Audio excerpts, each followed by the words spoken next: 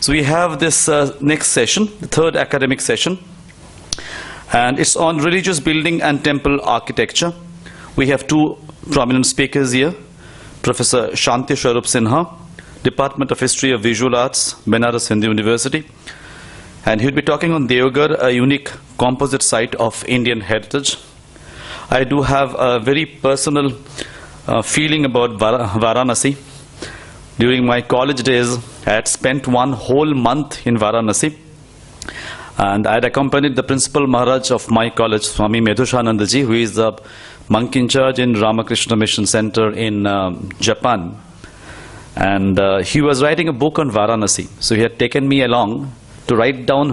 Those days there were no recorders of mobile phones, so he took me along. So when he used to talk to somebody, I would just write it down. And I had a very terrible feeling about Varanasi. I used to say it's a very dirty place. It's only holy in name, etc. After a month's stay in Varanasi, my impression about it changed completely. And most of Varanasi he showed me around walking. We walked the length and breadth of Varanasi for one whole month. So I do have very nostalgic feelings about Varanasi. So anybody from Varanasi, my heart misses a bit. So I'm so happy that we have with us Professor Shanti Swarup Sinha. And another speaker that we have with us is Professor Nupur Dasgupta, Department of History, Jadavpur University. Again, I do have a very soft corner for Jadavpur University. That's where I did my master's from in comparative literature. So I had a lot of friends from the other building.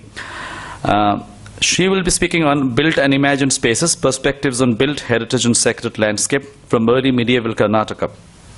This session would be chaired by Professor Hemant Tiwari, and he will be coordinating the session. May I now request Professor Shanti Swarup Sinha, Professor Nupur Dasgupta, and the coordinator, Professor Hemant Tiwari, to kindly come up on the dais. Each speaker will have 30 minutes. So we have 1 hour of speeches, one after the other, and then there will be a discussion for 10 minutes. It's over to Professor Hemant Tiwari, who would be coordinating the discussion in this particular session, the third academic session on religious building and temple architecture.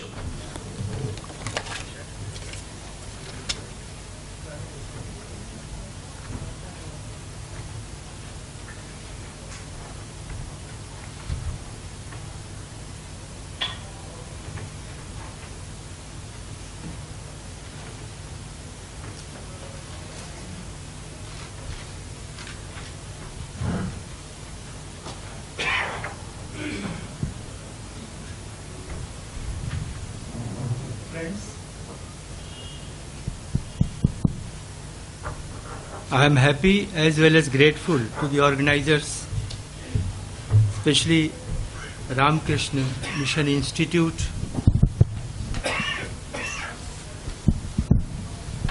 for this opportunity to be the coordinator for this particular session, in which 2 papers are to be presented, already announced. One will be by Dr. Shanti Swarup Sinha, who happens to be my research scholar, and presently he is assistant professor in visual art. And we both are working on Jain art, although I am doing the entire Indian art as well, and its different aspects. And he will be speaking on Devgarh. And another speaker is Professor Nupur Dasgupta ji, and her topic has already been announced.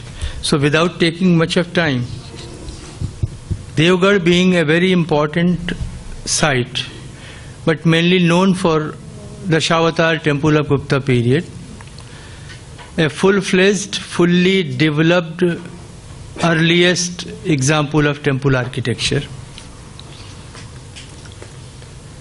Wrongly called Dashavatar, it is Vishnu temple, and so animated, so natural, splendid sculptures are there on the walls and the doorways, and the one of the earliest examples of the appearance of Ganga Yamuna. But it is equally or a little more important from the viewpoint of the Jain art, because at the hilltop we have a group of 34-35 temples, not very big ones, ranging from date from 8th, 9th to 17th, 18th century, and they show the Indian heritage of composite culture in Jain context, and as holistic approach you will find that it starts from the Vedic Puranic tradition, means Vaishnav temple, another again exactly identical temple like that of Dashatar is Varaha temple, having the same scheme of sculptures thereon, Buddhist sculptures, Jain sculptures. So again here is a harmony that at one particular site we find in continuity right from Gupta to the 18th, 19th century. Even the prehistoric remains are there. So that way it is very unique site on which Dr. Shanti Swarup Sinha ji is going to speak. I request him to present his paper.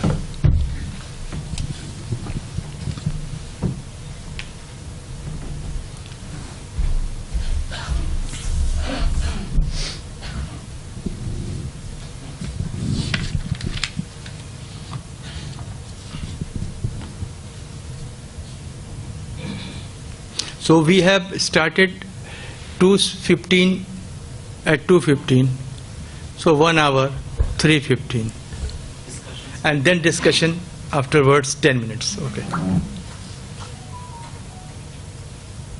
धन्यवाद sir. तो जैसा कि sir ने कहा, आपने पूरी एक यूं कहें कि देवगढ़ का जो पूरा खाका है सर ने उसे खींच ही दिया हुआ है। तो मैं सीधे स्लाइड से बात करता हूं बिना कुछ कहे। इससे पहले कि मैं अपनी बात शुरू करूं, सबसे पहले मेरा प्रणाम निवेदन है महाराज जी को, और आभारी हूं डॉक्टर दुर्गा बसु जी का, जिन्होंने मुझे आमंत्रित किया और कुछ कहने का मौका दिया। हिंदी अंग्रेजी मिक्स चल रहा था, तो मैंने सोचा कि क्यों न पूरी की पूरी बात हिंदी में की जाए, और मैं समझता हूं आप सभी सहज होंगे हिंदी में बात समझने को।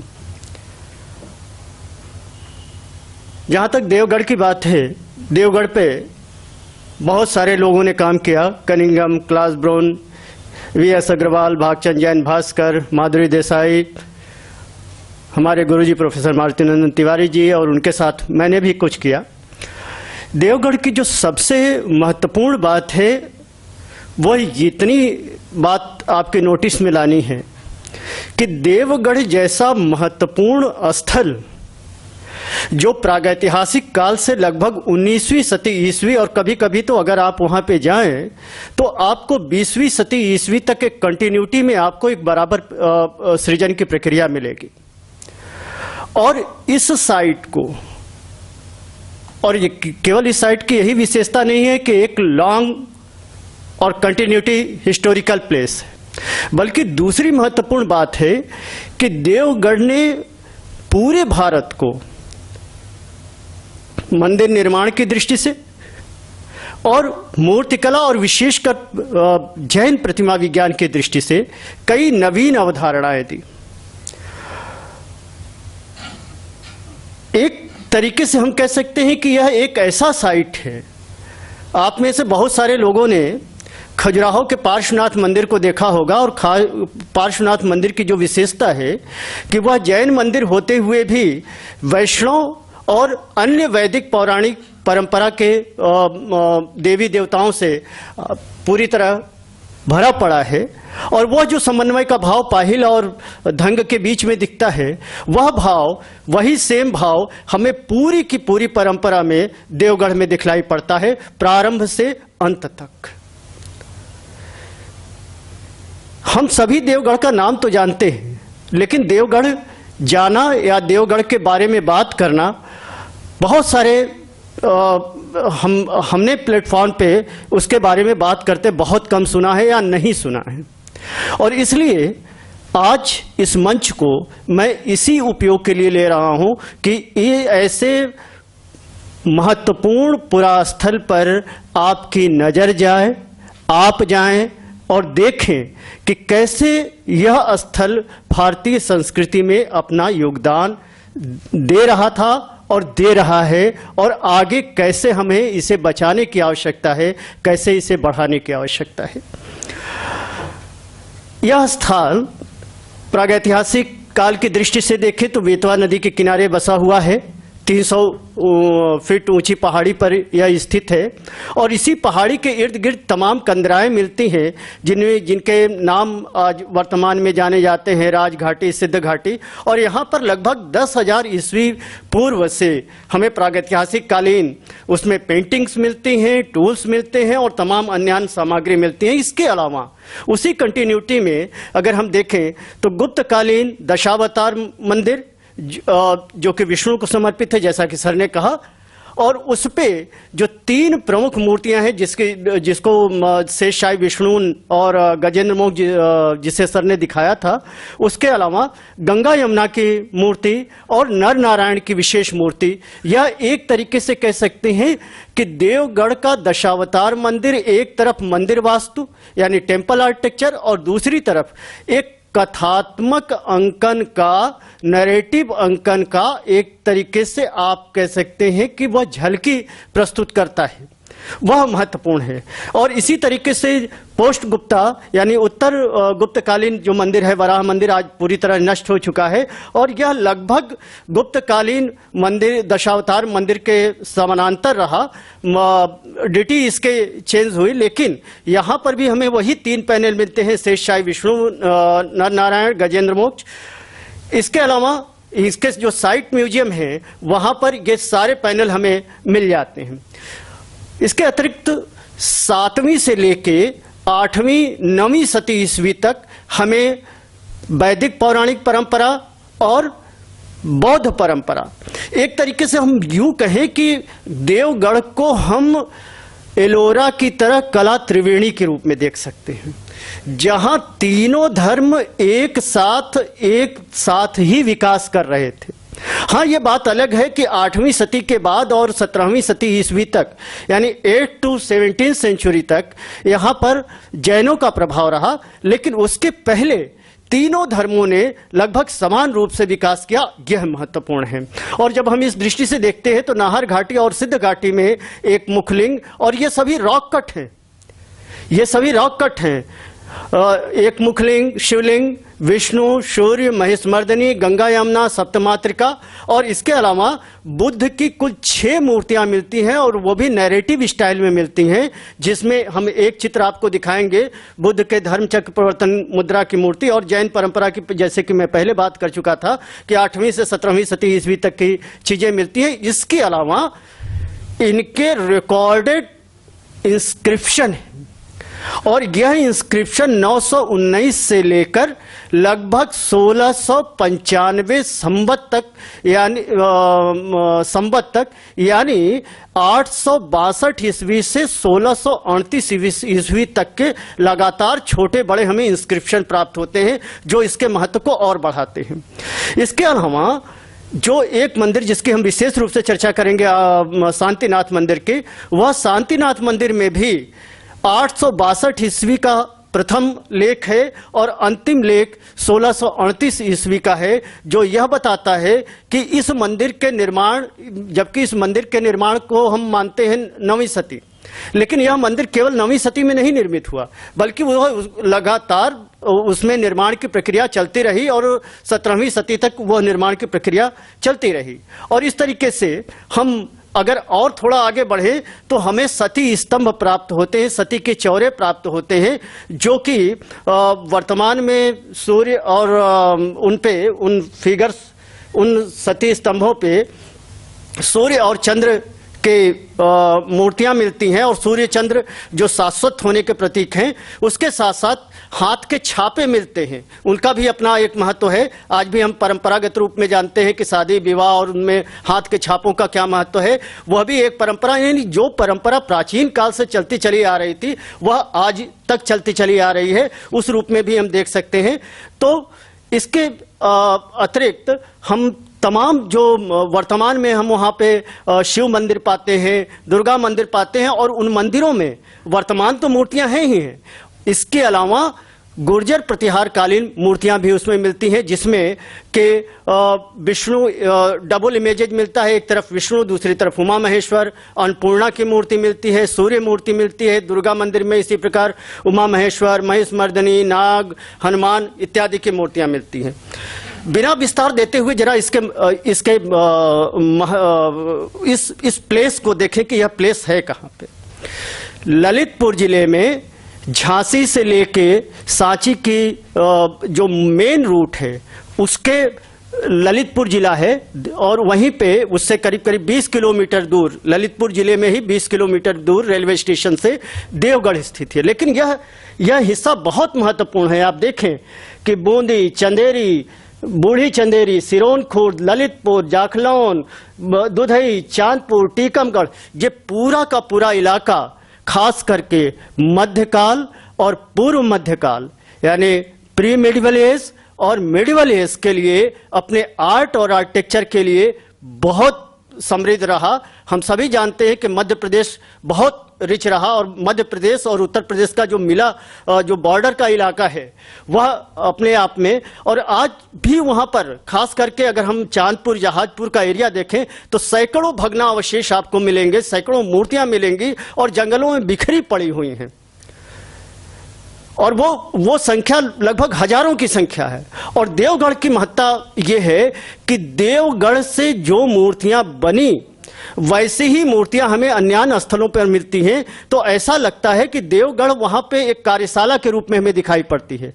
जैसा कि हम आप अंतिम स्लाइड में आप देखेंगे कि हजारों हजार मूर्तियां केवल दीवारों पे जड़ी हुई हैं, तो वो यूं नहीं जड़ी हुई, मंदिरों में तो हैं ही, मंदिरों पर भी हैं, लेकिन मंदिरों के अतिरिक्त जो हजारों हजार मूर्तियां दीवारों में आज वर्तमान में जड़ दी गई, और उसी प्रकार की मूर्तियां हमें आसपास के क्षेत्रों से करीब करीब 20 किलोमीटर के अगर हम रेडियस को खंगालें तो लगता ऐसा है कि देवगढ़ वह एक ऐसा सेंटर था जो जैनाचार्यों के या आचार्यों के निर्देशन में, क्योंकि यहां पर सीधे रॉयल पैट्रोनेज नहीं मिलता है, यहां पर जन सामान्य की भागीदारी है, और जन सामान्य के भागीदारी के द्वारा इतना महत्वपूर्ण स्थल बनना यह एक विशेष महत्व की बात है।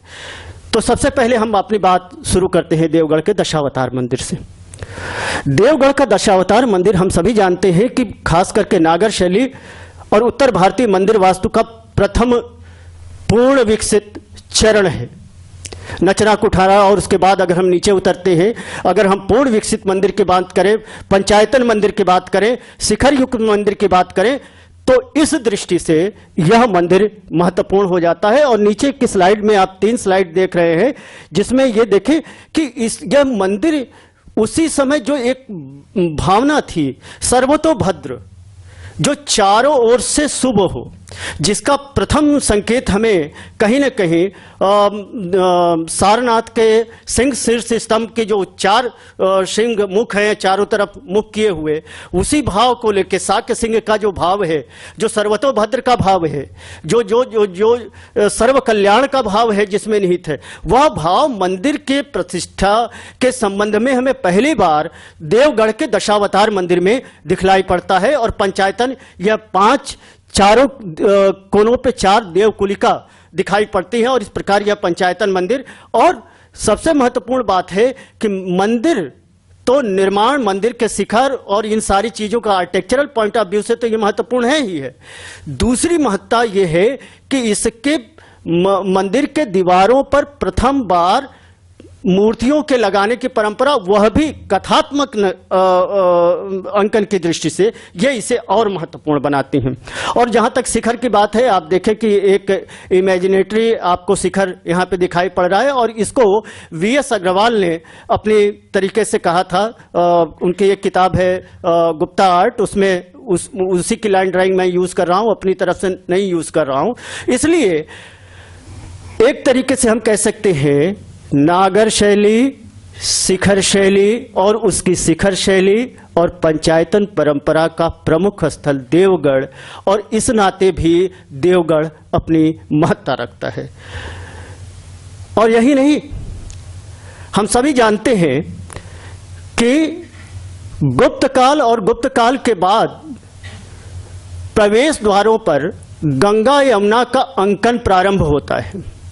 गंगा यमुना यानी पवित्रता और भक्ति दोनों की प्रतीक, और इससे युक्त होकर ही व्यक्ति को अंदर प्रवेश करना चाहिए या उसका मानक है। और इसका प्रथम अंकन हमें यहाँ पे दिखाई पड़ता है, नचला में भी दिखाई पड़ता है, और वह परंपरा गुप्त काल में ऊपर की तरफ दिखाई पड़ती है गंगा, और दूसरी तरफ यमुना दिखाई पड़ती है, जो पूर्व मध्यकाल में नीचे की तरफ आ जाती हैं, और फिर कालांतर में आज तक वह गंगा यमुना की निरंतर हमें परंपरा मिलती है।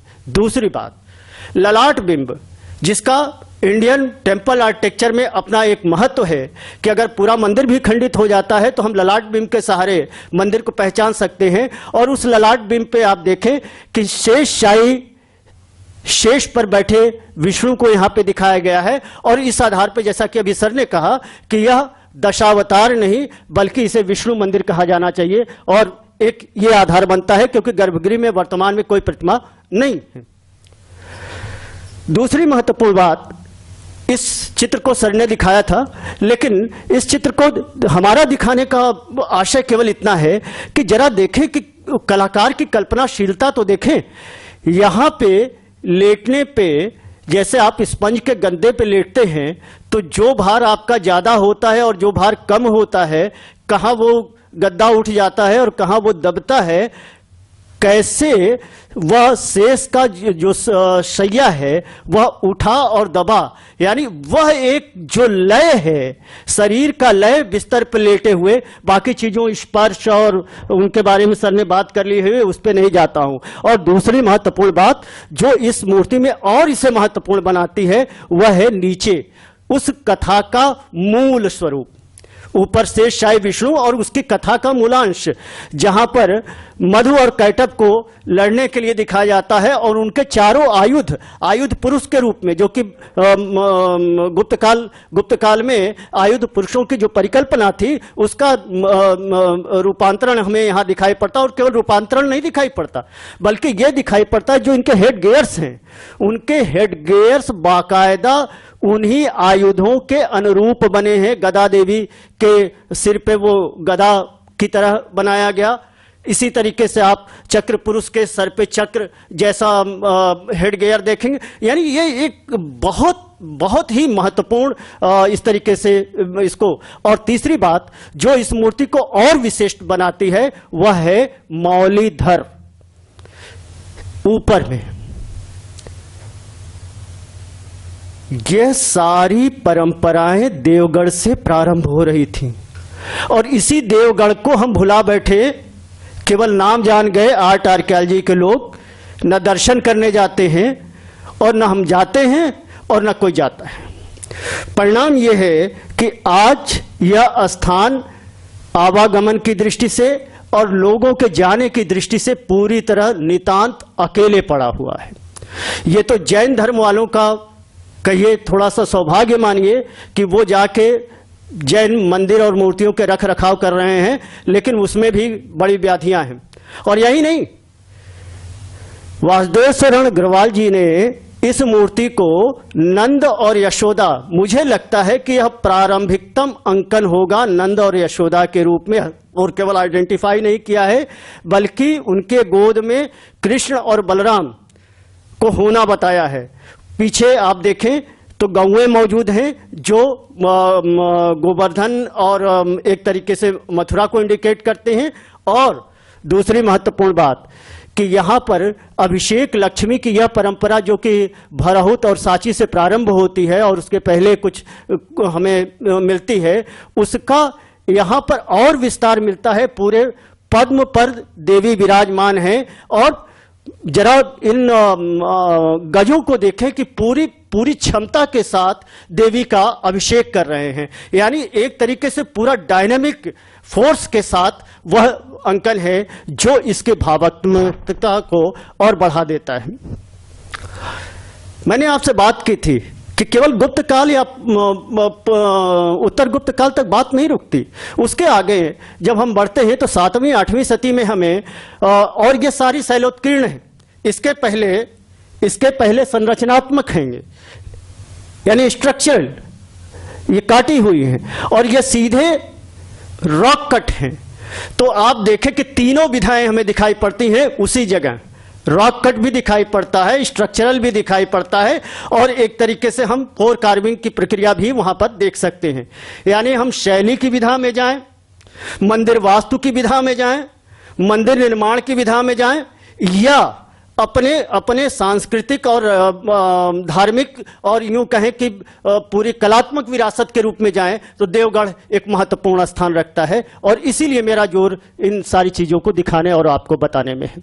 तो यहाँ पे सप्तमातृका, और सप्तमातृका में यहाँ पे महत्वपूर्ण यह है कि 7 माताओं को बिना बालक के दिखाया गया है, एक तरफ वीरभद्र और दूसरी तरफ गणेश, और ये है बुद्ध की मूर्ति, एक तरफ मैत्रेय, दूसरी तरफ अवलोकितेश्वर, और नीचे नाग कन्याओं और नाग परिवार के द्वारा उनके पूजन और पूरे पद्मनाल पर उन्हें बैठे स्थित दिखाया गया। इस कथा से तो मैं परिचित नहीं हूं, आप सभी से चाहूंगा कि इस कथा के बारे में मुझे बताएं कि ये इसमें कथा क्या जुड़ती है।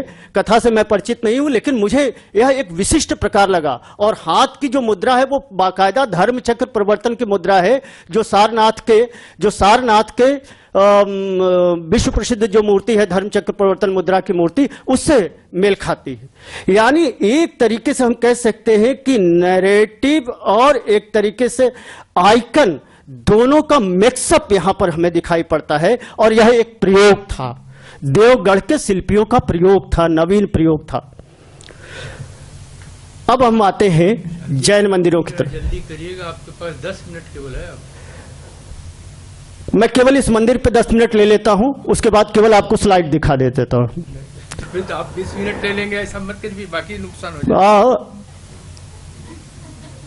मैं केवल स्लाइड दिखाऊंगा। ये देवगढ़ यानी जो परकोटे में जो मंदिर है, इसमें लगभग 40 की संख्या में मंदिर है। इन मंदिरों में सभी छोटे मंदिर हैं, बड़े मंदिर नहीं है। इनमें 2 मंदिर प्रमुख हैं। मंदिर संख्या 15 ये, और ये जो मंदिर संख्या 15 है जहां हमारा कर्सर आपको दिखाई पड़ रहा है, यह बिल्कुल दशावतार मंदिर की परिकल्पना पर आधारित है, ठीक उसी तरीके का है। इसमें भी 3 पैनल मिलते हैं। नेमिनाथ को समर्पित मंदिर है। नेमिनाथ और कृष्ण का जो संबंध है उससे आप भली भांति परिचित हैं, यानी वैष्णव और जैन परंपरा का जो समन्वय है वह दिखता है, वह पैनल उस रूप में दिखता है। और शांतिनाथ मंदिर जो यहाँ का सबसे बड़ा मंदिर है, जिसके बारे में अभी मैं चर्चा कर रहा था, तो यह है देवगढ़ का सबसे बड़ा मंदिर, शांतिनाथ मंदिर। यह शानदार प्रकार का मंदिर है और इस मंदिर की जो सबसे बड़ी विशेषता है वह यह है कि यह मंदिर है शानदार प्रकार का है, अंतः प्रदक्षिणा पथ है, सामने बरामदा है, पोर्च है, ये सारी चीजें तो हैं। जो सबसे महत्वपूर्ण बात है वो जैन परंपरा की दृष्टि से कि प्रथम बार 24 तीर्थंकरों के 24 जैन यक्षियों का प्रथम और संभवतः अकेला निरूपण है यहां पे। इसके अलावा पूरे भारत में कहीं और आपको नहीं मिलेगा। आपको खंडगिरी, उदयगिरी में भी मिलेगा, लेकिन वहां पूरी संख्या 24 नहीं है और वह 9वीं 10वीं सदी की है। तो यह प्रारंभिक दृष्टि से यह इसका महत्व बनता है। और सर, चूंकि सर ने कहा कि समय कम है, इसलिए आपको फटाफट मैं स्लाइड दिखाता हूं। यहाँ पे ये पोर्च है और पोर्च पे एक तरफ नीचे बाहुबली, ऊपर कुबेर और उसके ऊपर नृत्य, जो एक तरीके से आप कह सकते हैं प्लेजर, वेल्थ और स्पिरिचुअलिटी का एक कॉम्बिनेशन आपको दिखाई पड़ेगा। इसी तरीके से इसी शांतिनाथ मंदिर के बीच में तीर्थंकर दिखाई पड़ेंगे द्वार स्तंभ पे, और यहाँ पर एक तरफ सरस्वती और दूसरी तरफ लक्ष्मी, यानी वह जो कॉम्बिनेशन है वह भी एक अवधारणात्मक दृष्टि से हम उसे देख सकते हैं। और ये 24 यक्षियां हैं, और 24 यक्षियों में ये सब महत्वपूर्ण ये है कि इनके जो तीर्थंकर हैं वो ऊपर बनाए गए हैं, और इनके लांछन और सभी यक्षियों के नाम अभिलिखित हैं, इंस्क्राइब्ड हैं बाकायदा। ये इसके अलावा जो दूसरा महत्वपूर्ण मंदिर संख्या 15 के अलावा जो दूसरा महत्वपूर्ण मंदिर है वो ये है, इसमें भी आप देख सकते हैं तीर्थी की परिकल्पना है। इसके अलावा जो छोटे छोटे मंदिर हैं वो आप देख सकते हैं कि देवगढ़ में ये जैन मंदिर छोटे मंदिर हैं। और यहाँ पे थोड़ा सा समय लूंगा मैं। मंदिर के अलावा देवगढ़ अपने मान स्तंभों के लिए भी जाना जाता है। यहाँ के मान स्तंभ बड़े नहीं हैं, मुश्किल से 7 फीट से 8 फीट 9 फीट के भीतर है, लेकिन विशेषता क्या है, इन्हें मंदिर, एक मान स्तंभ को भी मंदिर के रूप में प्रस्तुत किया गया है। ऊपर तीर्थंकर आकृति होगी और वेरिएशन आप देखें, कुल 20 की संख्या के लगभग हैं ये।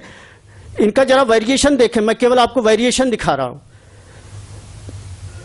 आर्किटेक्चर के लिहाज से देख लें आप, एस्थेटिक के लिहाज से देखें, कार्विंग के लिहाज से देखें, जिस तरीके से देखें, लेकिन इनकी विशेषता क्या है, ऊपर का हिस्सा मंदिर का स्वरूप दिया गया है, जहां चारों तरफ 4 तीर्थंकर आकृतियां बनी हैं, और नीचे यक्षियों की आकृतियां हैं और क्षेत्रपालों की आकृतियां हैं, जो इन मान स्तंभों को और विशिष्ट बनाती हैं। और यह सबसे बड़ा मान स्तंभ है जो वर्तमान में जैन धर्मशाला में स्थित है। और आपको मूर्तियों की तरफ ले जाता हूं, आप देखें जरा इन मूर्तियों का सौंदर्य देखें, और केवल देखें कि 8वीं से 10वीं सदी के बीच में ही कितना अंतर आ रहा है। वह जो समय का प्रभाव है, उनके अंकन की दृष्टि से वो प्रभाव आप देख सकते हैं। चूंकि समय कम, इसलिए जल्दी जल्दी भाग रहा हूं। तो आपने अभी ध्यान मुद्रा में मूर्ति दी, स्थानक यानी जिसको कायसर्ग मुद्रा कहें, कायसर्ग मुद्रा में भी नवीन प्रयोग हैं। एकल मूर्ति है, द्वितीर्थी है, त्रितीर्थी है। इसके अलावा नेमिनाथ, जिसकी पहली दूसरी शती ईस्वी की मूर्तियां, हमें जो परंपरा मथुरा से शुरू होती है कि नेमिनाथ का लांछन शंख है, लेकिन बिना शंख लांछन, और वैष्णव के साथ उनका जो संबंध है उस पर चर्चा विस्तार में हो सकती है, लेकिन उनके साथ बिना लांछन के एक तरफ हलधारी बलराम और दूसरे तरफ चतुर्भुज कृष्ण, वासुदेव कृष्ण के अंकन के द्वारा उनकी पहचान को नियत किया गया, यानी नेमिनाथ के चचेरे भाई के रूप में उन्हें स्थापित किया गया, और यह पहचान बन जाती है वैष्णव परंपरा से उनका जुड़ाव। और दूसरी तरफ हम सभी जानते हैं कि आज भी जैन मंदिरों में वैष्णव पुजारी होते हैं, जैन पुजारी नहीं होते, वैष्णव पुजारी होते हैं, जो उनके समन्वय की उसी परंपरा, और उसी का विस्तार हमें कुम्भारिया के मंदिर पे पूरे सीलिंग पे हमें उनके कथात्मक अंकन के रूप में मिलता है। इसके अलावा देवगढ़ का शिल्पी नवीन प्रयोग भी कर रहा था, और यह प्रयोग देखें कि ऊपर तीर्थंकर, नीचे आचार्य, और उसके नीचे 2 यक्षियां, और वह एक यक्षी तो तीर्थंकर ऋषभनाथ से संबंधित उनका लांछन है, लेकिन दूसरी नेमिनाथ से संबंधित, यानी कंपोजिट इमेज, संघाट मूर्तियों के निर्माण की परंपरा भी यहां से दिखाई पड़ती है। और यही नहीं, इसके अलावा तीर्थंकर के माता, और आपने ही पहचाना है, हुआ है, सर ने ही पहचाना है कि यहाँ पे 2 गज की आकृतियां हैं, और इसके आधार पर तीर्थंकर अजितनाथ के मदर के रूप में आपने पहचाना, और हम सभी सहमत हैं इससे कि यह तीर्थंकर अजितनाथ के माता का अंकन है। इसके अलावा वह यक्षियां जो मंदिर संख्या 12 यानी शांतिनाथ मंदिर पर छोटी 24 छोटी आकृतियां मिल रही थी, अब उनका कल्ट भी वहीं उसी देवगढ़ में डेवलप होता है।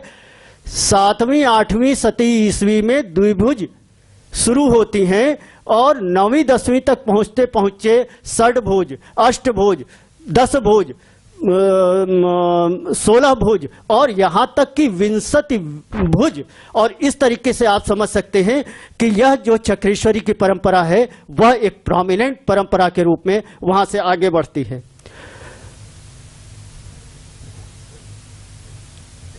तीर्थंकर के अलावा इसकी पहचान भी गुरु जी ने ही की थी। बाहुबली की मूर्ति है, बाहुबली की मूर्ति हम सभी पहचान सकते हैं, लेकिन यह कौन है इनको पहचानना मुश्किल था।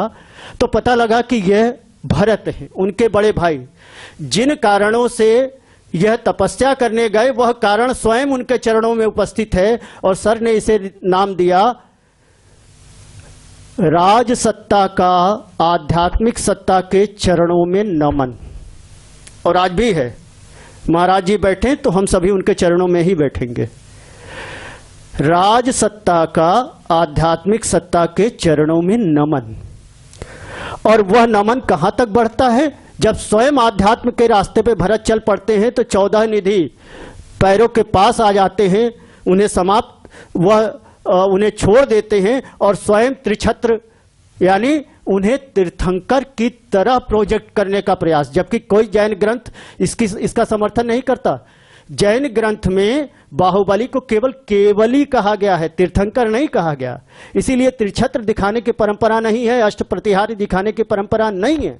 लेकिन उसके बाद भी शास्त्र की मर्यादा में रहते हुए देवगढ़ का शिल्पी एक नवीन प्रयोग कर रहा है और आगे के लिए रास्ता खोल रहा है। और वह प्रयोग यहीं तक नहीं सीमित होता, बल्कि यहां पे देखें कि तीर्थंकरों के समकक्ष खड़ा कर देता है बाहुबली को। उसके अलावा जिनवाणी सरस्वती, वह भी अजितनाथ और संभवनाथ के साथ आ खड़ी होती हैं जिनवाणी के रूप में। और वह जिनवाणी जिसकी पहली प्राथमिक रचना जैन परंपरा से शुरू होती है, वर्णन ब्राह्मण परंपरा में मिलती है, लेकिन परंपरा शुरू होती है जैन परंपरा में, मथुरा से शुरू होती है। और सबसे सर्वश्रेष्ठ मूर्ति भी जैन परंपरा में पल्लू से मिलती है, जो कि नेशनल म्यूजियम में है, हम सभी जानते हैं। और उसी परंपरा में उतनी ही सुंदर मूर्ति हमें देवगढ़ में मिलती है। यानी परंपरा के रूप में देवगढ़ का शिल्पी नए आयाम रच रहा था, नए मानक रच रहा था। और इस तरीके से हम देखें तो इन दीवारों पे हजारों हजार मूर्तियां, जिन अभी तो हमने कुछ दिखाई, हजारों हजार मूर्तियां दीवारों में जड़ी हुई हैं और हजारों हजार मूर्तियां बिखरी हुई हैं। तो इस कंक्लूजन के साथ लेकिन 2 पॉइंट आपके सामने रखना चाहूंगा। पहली बात,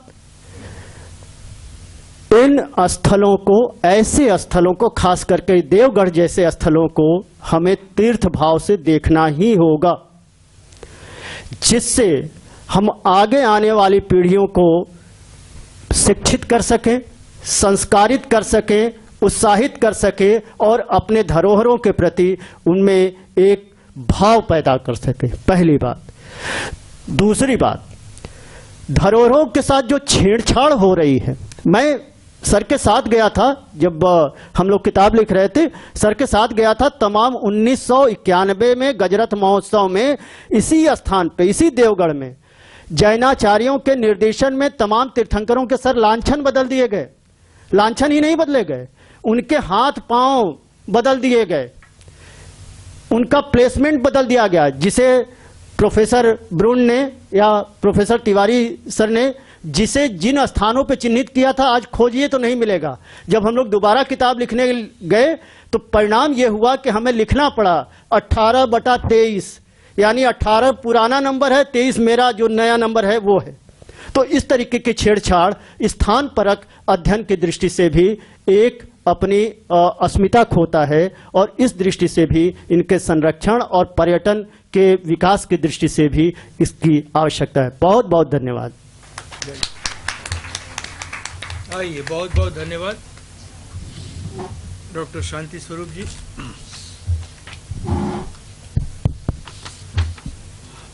now I request professor Nupur Das Gupta ji, who is going to talk about sacred landscape from early medieval Karnataka. Karnataka has been a very prolific state in the sense of early temple architecture. We know that Badami, Aihole, Pattatakal, and then subsequent also during the Hoysal period and even after that. so very rich, but how does she takes the whole thing? We look forward to listen to her. Thank you, sir. It will be a very tall task indeed. Launching after the last lecture, and especially because I'm a complete outsider. Which is the outsider? हाँ. Indian heritage की बात करते हुए कोई outsider नहीं, no one is outsider. In the sense that I'm not an art historian, and I really don't have the capacity to speak about temples either. But I am looking at this from a cultural point of view. And and I must thank the organizers of Ramakrishna Mission Institute of Culture for organizing this seminar and inviting me here, and especially my friend, Professor Durga Bosu, for giving me this chance to meet with you and really learn a lot, because I have not been keeping well, so I could not make it yesterday or even today in the morning. But the last lecture has been extremely illuminating for me. Thank you, sir.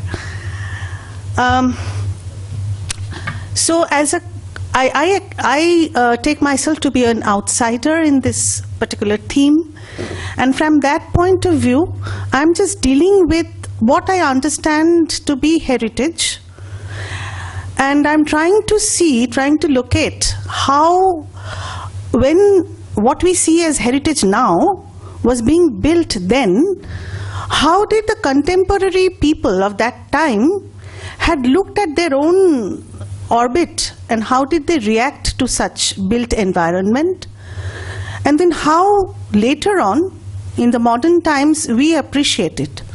And we do that at two levels. I find that there are two layers of appreciation in the present context. First is the academic layer, and the second is the lay layer, the common people's perception.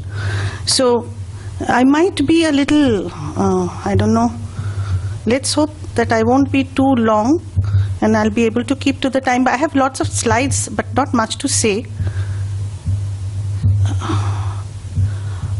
Neither on the slides nor on the temples.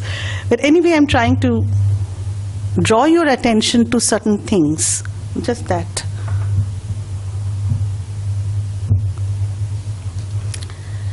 So, when I was looking at the dictionary, I mean, I looked at one work where William S. Logan, who wrote the article Closing Pandora's Box, Human Rights Conundrums in Cultural Heritage. This came out in an edited volume. Here he explains heritage to be, in the following words: heritage usually comprises those things in the natural and cultural environment around us that we have inherited from previous generations or were sometimes created by the current generation. So there are these two layers, and that we as communities and societies think are so important, we want to pass them on to the generations to come. And UNESCO identifies cultural heritage in the form of several categories. Built heritage falls among the tangible category of cultural heritage. And with this, I would like to add that the intangible heritage in the sense of the landscape where such monuments were built. But how does one arrive at this idea of cultural heritage? And this is based entirely on how a society or community looks at its legacy from the past or the current times, and this perspective is nurtured in the concerned society. The selection and appreciation of built heritage is linked with the human values of the particular generation, which participates in the protection, in its building, in its protection and enhancement. A significant part of the appreciation of heritage depends on how human values of a particular generation is attached to such potential heritage. And I call it potential because I'm looking at it from the point of view of those times when people were actually creating and they were looking at temples being built. The psyche of the human agency which takes part in its recognition, protection and enhancement is the most crucial to frame what is heritage and what is not. There is a great degree of emotional value attached to such features at the public level. And this is as truly felt in today's society as it was in the past. And it is in relation to the past social context that I shall look at the nurturing of a sense of that built heritage. In my survey of the sources in the chosen context that I have come across as a historian, I find a throbbing sense of identity, sense of belonging in the historical sources, which transfers to a sense of heritage in built monuments. My focus is on understanding how this sense of heritage could get attached to the built environment in past societies, and how it is possible to tease out such historically recorded ethos. This I shall try to do with regard to two levels of appreciation. One at the level of the community ethos in the historical context, past context, and this would be the perspective of the concerned people of the times. The other is the modern-day academic perspective of modern professional scholars from a historic point of appreciation and analysis of architectural heritage as a part of art history. The perspectives are a world apart temporally and conceptually, and yet I wonder whether juxtaposing, placing them together would not yield a more holistic sense of the history of the built heritage. So, I'm choosing to look at the built traditions in three different settlements in the modern Gadag district in northern Karnataka, closely situated within 50 kilometers from each other, less than that in fact. Yes. Am I audible now? Right. I'm choosing to look at the built traditions in three different settlements in the modern Gadag district in northern Karnataka, closely situated to each other. The settlements are located in the sub-region which used to be termed in ancient times as Belvola and Kishukad provinces in the Kuntala Desha, and rose to prominence under the early medieval regional state polities of later Chalukyas, followed by Sevna Yadavas, Kalachuryas, and Hoysalas, as Sir has already pointed out.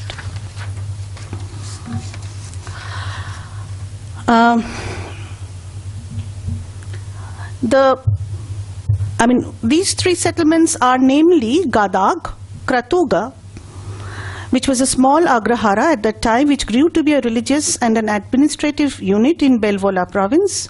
The second is Lakundi in the same province, 11 kilometers southeast of Gadag town now.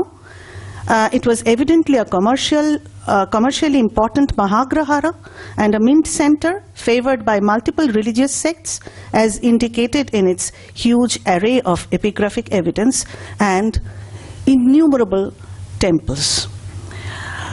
The third is Sundi, or modern hamlet of Sudi, which lay 55 kilometers to the northeast of Gadag, which grew as an administrative town and the capital of the ancient province of Kishukar 70. All three gained some prominence through time as different functional zones. Incidentally, in the opinion of a host of stellar scholars dealing with ancient architecture of South Asia, these centers also comprise the most significant centers of architectural experimentations in the second millennium CE Karnataka, northern Karnataka. Kratugu or Gadag, an agrahara town in the later Chalukya times, houses 5 important temples, 2 of which are in almost a twin complex. The main and perhaps the most ancient of the temples at Gadag is the Trikuteshwara temple, the foundation history for which is available in epigraphic records. The temple was possibly built through time, rebuilt through times. This mid-11th century temple, built in schistic green chlorite, shares a common walled courtyard with the most ornate and beautifully sculpted Saraswati temple and a small step tank at the end. This is the side view of the Ardha Mandapa and Mandapa of the Saraswati temple, and this is the temple. Yes. Where? This is in Gadag town. in the same complex as it shares the courtyard of the Trikuteshwara temple, the pillared mandapa of the Saraswati temple, Gadak. Two other temples, the Someshwara and Rameshwara, are located close to each other, lying to the south of the Trikuteshwara temple. And the fifth temple is the Veera Narayana complex, built possibly during the early 12th century CE, during the times of the Hoysala ruler Vishnuvardhana. It is located within its own walled space, built almost like a fort, with outhouses which still serve as educational cells. It used to serve as educational cells, I believe, and it still serves as such. I found computer classes being held inside those complexes.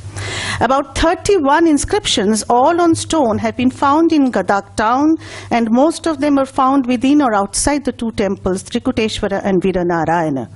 Perhaps not only because they were all recorded in concern with those temples' endowments, activities and functions, but also perhaps later brought inside these precincts as the sites of these temples served as heritage sites. So for safekeep and for keeping them together, these were the chosen spots where these inscriptions were also stored up.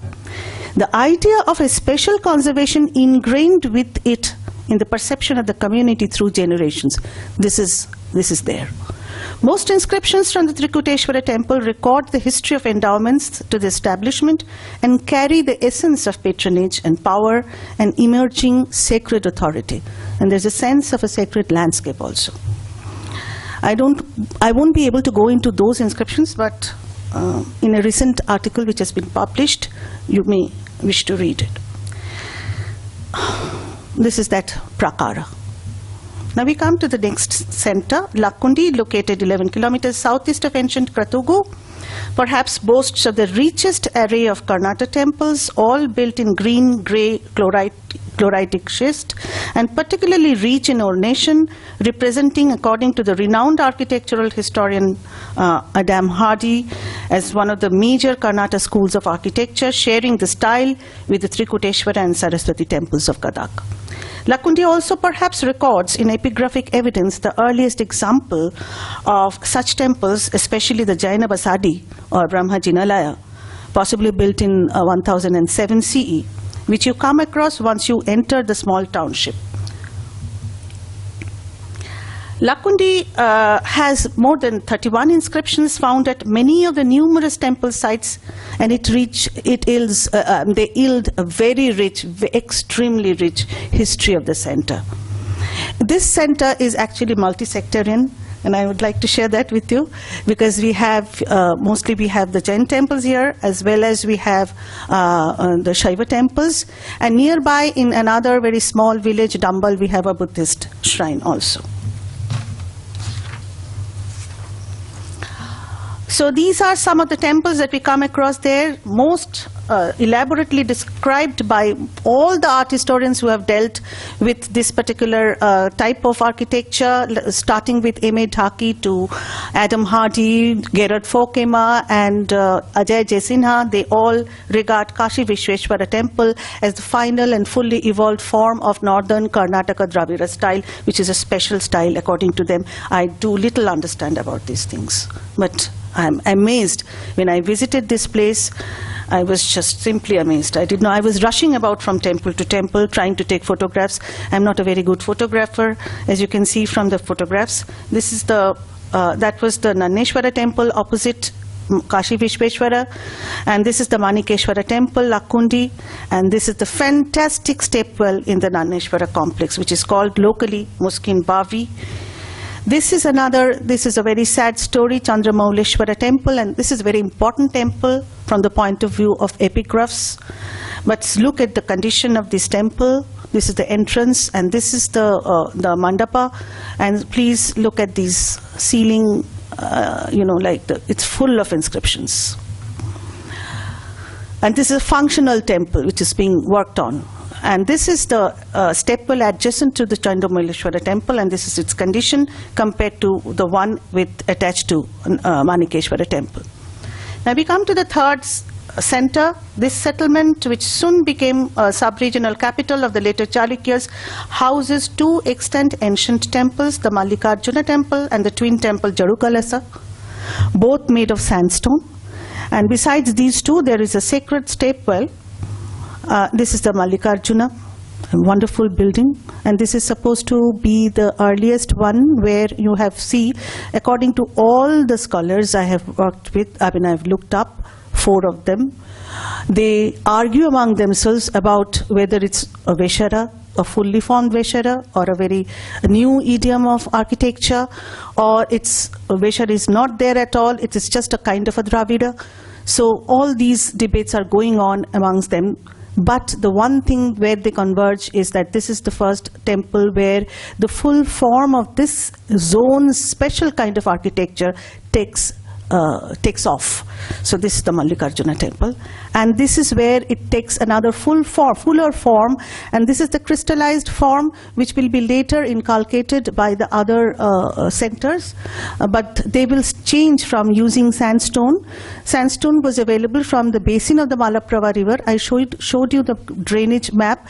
The Malaprava river flows from the north part of the Gadag district, and Sudi is in the northern portion, so the Malaprava sandstone was possibly nearer, so they could quarry that sandstone. They used it for Sudi, but in the midst of the heart of the district, it is the chloride schistic sandstone, which is a kind of a special geological element in Gadag, which is used for the other temples from Lakkundi and Sudi.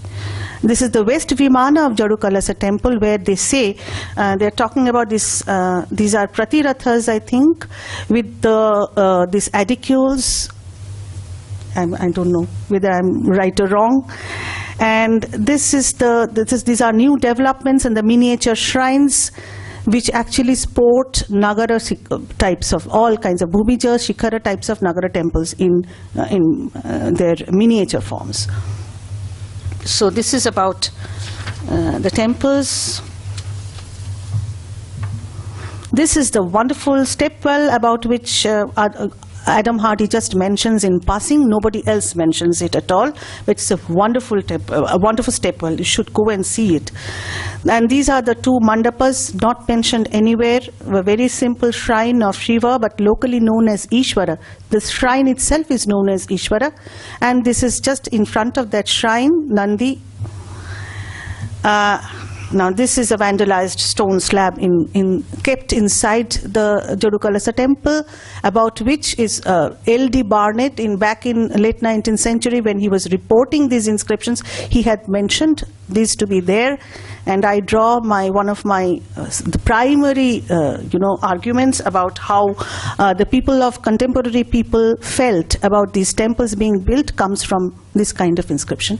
And this is the condition in which I found it in physical form when I visited the place. Now Sudi, actually I have to talk a little bit about Sudi.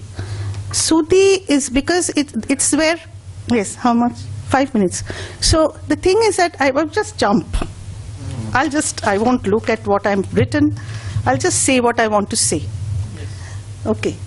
So the thing is that what I try to say here is that when you go to this site and you read, I read whatever material I had at hand, and I went to visit, I really simply couldn't take my eyes off these temples.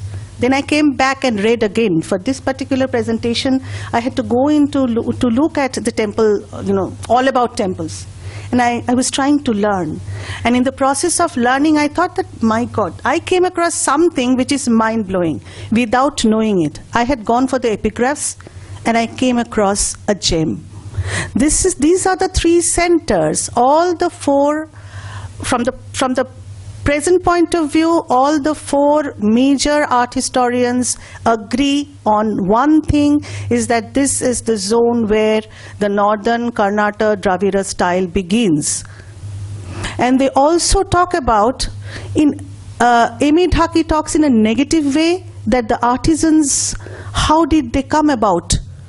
He points out that the artisans were, when they were trying to construct Dravida form, they were not following the Dravida, the Kamika Agama-like texts. So southern texts, Shilpa Shastra texts, they were not keeping to the model of Veshara mentioned there, number 1, or Dravida mentioned there. Number two, when they were copying the miniature temples, the Nagara ones, to be put on the edifices, they were not even following the northern Shilpa Shastras. So they did not have much idea, or rather they did not wish to follow in suit what was there in formal literature. What they did was they were drawing from their knowledge, perhaps their visual knowledge, perhaps their knowledge when they came into contact with Rashtrakuta craftsmen or other craftsmen from other areas, and they were trying to put it together with all other ideas that they had for Dravida. They were building a new style. And when I came across Ajay J. Sinha's book, it is simply exhilarating to read that he gives agency to the craftsmen. So wherever I go, when I read about temples, I read it from the point of view of whether it is following a form or not. This book deals with how the builders had thought about it, possibly how they could have envisaged it.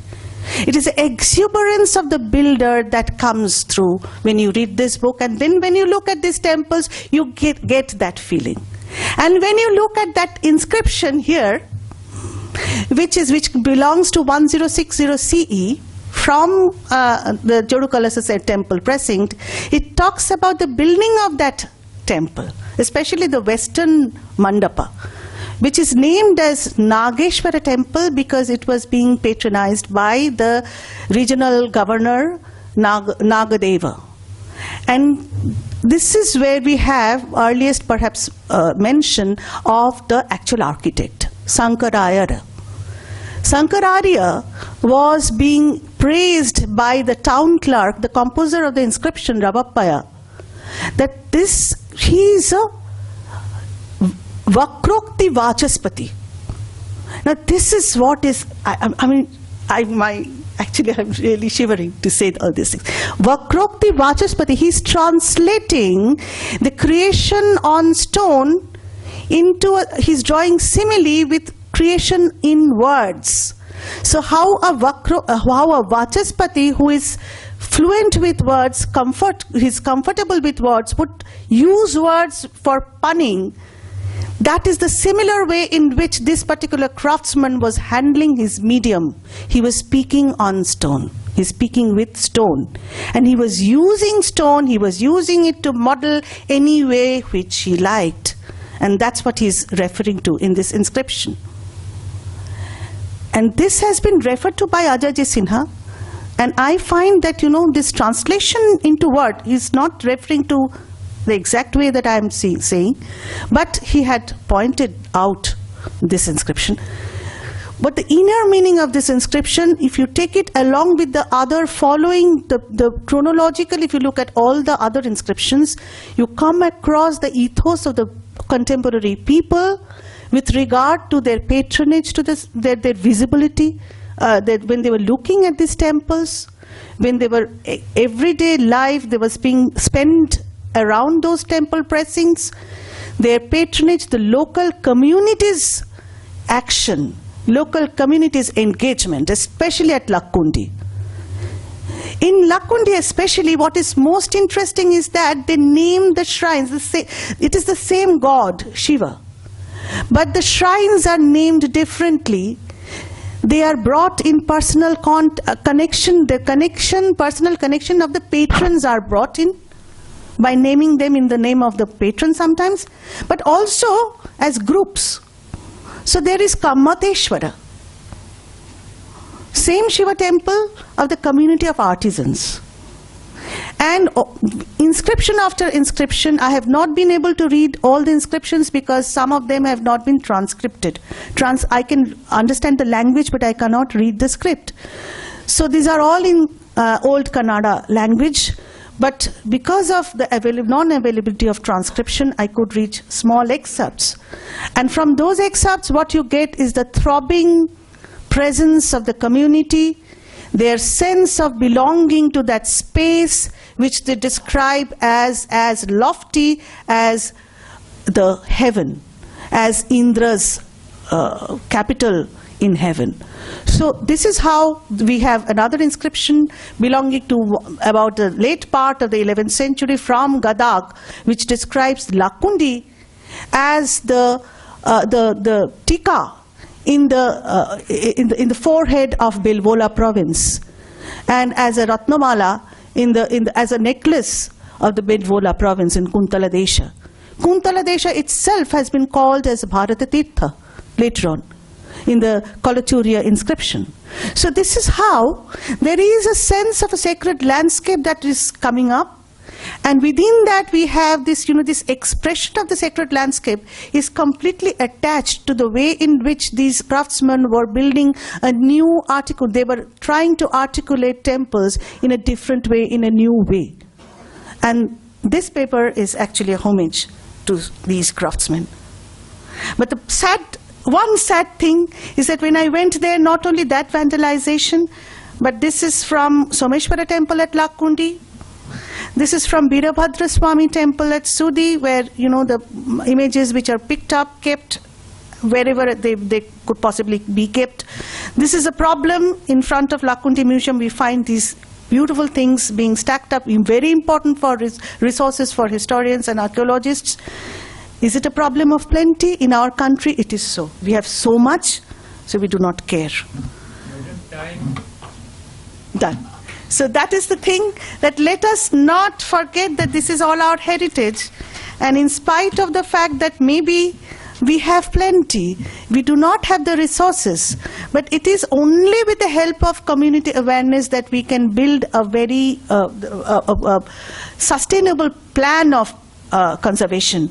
And that's what I wanted to point out, that there was this degree of emotional contact with the heritage in the past. Can we not build it now, in the present? Thank you. Thank you very much, Professor Nupurji. I hope I finished within time.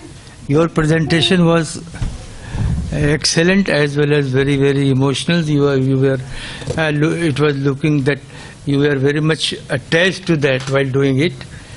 And for that, two important sites. I think you must have been to Aiholi. No, then you must. I must. Because you are concerned with how the articulation of different temple styles.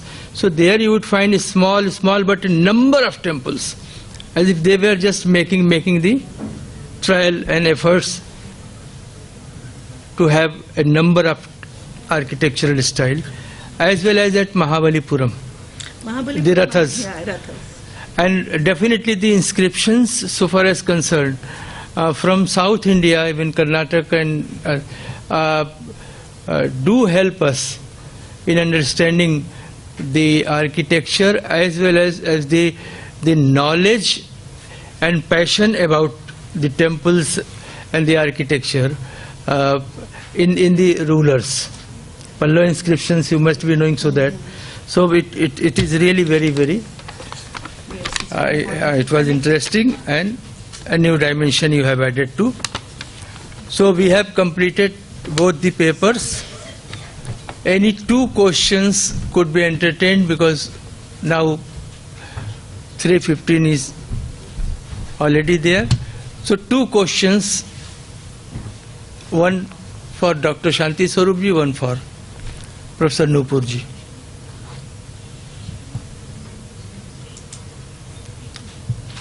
No questions mean everything is okay, accepted, very clear.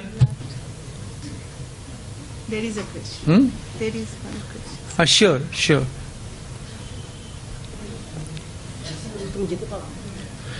ये बहुत धीमे बोलते हैं.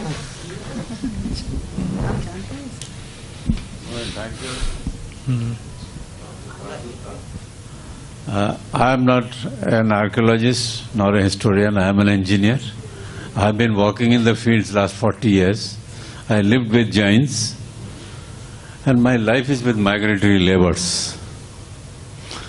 With giants? I can appreciate your way, because I used to be amazed. I had welders whose welding is to never fail. They are now welding in Russia. they are building in Romania.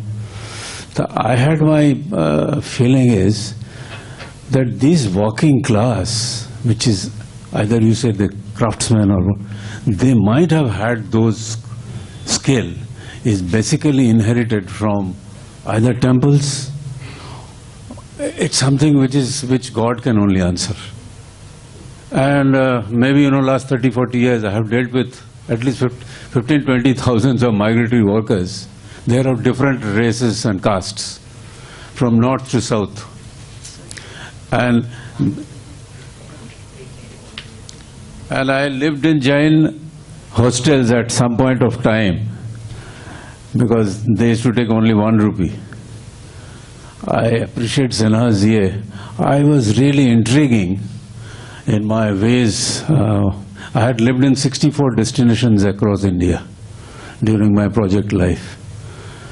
Jains were really not covered properly because of my, moving south, deep north, even east, in the jungles, in the coast, Dharwar and all that. It's nothing with, historical and archaeology, but it is for my projects and my own interest. And I was being born in Shantiniketan. I had that inquisition that India is a great place and skill is inherently in our blood. And that is with this craftsman, which last pandemic has seen. I had lived with them from Bihar, from Karnataka, from Tamil Nadu, from Andhra, where from north, in Gujarat.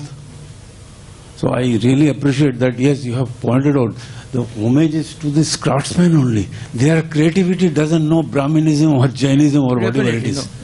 They are basically creative. And whatever they will craft, it will take a form of a temple in the form of a possibly the divine God. Thank you. I have just a small query to Murthy, because you have shown us that the Veera Narayana temple. So I'm interested about that particular temple. Is it a Trikuta temple? Don't ask me. This is where I fall. Absolutely, I fall down. There is, I cannot say it's a Trikuta or whatever. I have no idea about that. I just look at Is it. there anywhere? There is this Gopura. You have the Gopura, then you enter it, and there is this the Ardha Mandapa, the kind of pedestal tower. And joining the mandapa? No. It is just one. It's a flat. Yeah. Yeah. It is not. It does not have any elaboration. So where I am asking it because we have seen in the Chikmagalur district at Velavadi, it is a very famous temple. We have also seen a Veera Narayana temple at Velavadi in Chikmagalur district, and it is a wonderful temple having the same quality, same characteristics, but it is a Trikuta temple. So that is why I am asking whether it is a Trikuta, because if it is a Trikuta, then that means there should be 3 shrines. No. So even the deity, even if you find any deity enshrined Yes. there, DT who is the there. deity? DT is there. I could not see the DT because it was locked that day, but it is described. There is. I'll give you that. Narayana, Yeah. that means Vishnu temple. Yeah, It's a but Narayana. it is a very early. I mean, so far as Veeranarayana temple is concerned, I think this is one of the earlier ones because it is Ekukuta is always early temple Ekakuta. in Yeah, Karnataka. it's because- very simple. Yes. The date that you find in legends, I mean, somehow they attach it with the Hoysala ruler Vishnuvardhana. But I'll tell you one thing: I have come across inscriptions which talk about the building of Swayambhu Narayana in Gadag, because I deal with inscriptions, so I know that better. Now that record tells me, and there is also a mention of this of whole family. There are at least 2 inscriptions which talk about a whole family patronizing and rebuilding the temple of Swayambhu Narayana with the Gadura Stambha. Now this Gadura Stambha is there, you have seen it. But the Prakara and the Gopura is much later, because the Gopura style comes much later there. And the Prakara is, of course, it's like a fort wall, which also I think, even at Trikuteshwara, the fort wall was definitely added much later. Cousins gives the details For Viranarayana, you don't have any discussion anywhere because of its simplicity. Yeah, that is. Because it does not belong to that. That's another problem. I am not a specialist in temple, so I will have to look at the books, and no book describes it properly. Because So- the Buddha temple is the best example of the Karnataka temples, Are and there- it is the highest development from the Okay. Ekukuta to the Trikuta. I have surveyed many districts in that particular Karnataka, and I had a project there, and so that is why I am asking No, that no. matter, because it is really, it's another Viranarayana temple. Okay. Thank you. So I'm last keeping it last down. question from. Yes, please. मेरा जो सवाल है शांति स्वरूप सिन्हा साहब से है, sir से है कि उन्होंने बोला है कि जो देवगढ़ के टेम्पल के प्री हिस्ट्री से लेकर गुप्त पीरियड बीच में जो गैप है, मतलब प्री हिस्टोरिकल इक्विपमेंट्स मिला है, उसके बाद गुप्त और पोस्ट गुप्त पीरियड के आपने फेज दिखाया है, तो उसमें और जो कल्चरल जो क्रोनोलॉजी आते हैं, आपको और कोई कल्चरल क्रोनोलॉजी वहां पर आपको मिला है, अगर उस पर आप हाईलाइट करें। और सेकंड क्वेश्चन इज मैडम से है कि you are described, so you are read several inscription, patronage and name have been found. Any labor or who create this building, if you found this their name, please. Sankararaya, I told you there is only one name that I have come across, which is the most important inscription, which comes from that Jodkalasa temple, and we have the name of Sankararya as the constructor of architect of that temple. That's the only way. No, we get. actually, on Hoysala temples, Hoysala temple. we find frequently Yes. the names of the sculptors being inscribed. Yes. mentioned. Hoysala temples are, and they're And richer they are also. particularly important. Mallayam or whatnot. Number of names. Sir, there is also another mention in one of the Hoysala inscriptions. We have Essetar's work. We come to know that a queen's family, she gets a particular architect Right, from her home country to come here, to come to this land and build the temple. So there is a very interesting story which we get from the Hoysala times, but from later Chalukya times. Actually, what is required is the holistic study. Inscription plus the real actual evidence, temple, sculptures, small inscriptions, as well as literary evidence, when all put together, would give the final and complete picture. Absolutely. So, with this, आपका प्रश्न.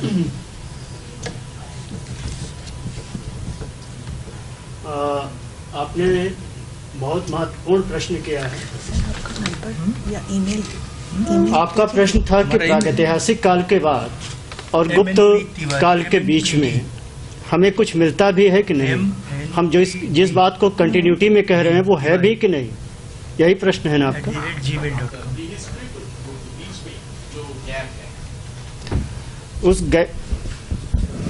उस gap में professor Vijay Kumar और वो professor Giriraj Kishore, इन दोनों लोगों ने, मेरा मेन फोकस गुप्त काल से जैन मंदिरों तक था, लेकिन इन दोनों लोगों ने काफ़ी काम किया हुआ है और इनको तमाम सेटलमेंट वहाँ से मिले हुए हैं।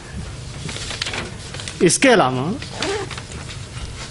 कुषाण और शुंगकालीन तमाम पॉटरीज भी मिली हुई हैं। तो इस तरीके से अगर हम जोड़ के देखें तो ये पूरा का पूरा कंटिन्यूटी में मिलता है, इसलिए हम ऐसा नहीं कह सकते कि नहीं मिलता है। कल्चरल सीक्वेंस है, but that is not that much prolific or abundant. So that is there, the evidence is there of the continuity, but not in that proportion as we get during the Gupta period or even subsequently. So with this, I'm really thankful to both the speakers, Professor Nupurji, Dr. Shanti Swarup Sinha ji, for their presentation, and also the scholars in the audience, the students in the audience, for learning, for giving patient hearing, as well as giving their valuable observations. And thanks to the organizers again for giving me the opportunity. Thank you very much. Thank you, sir. This was a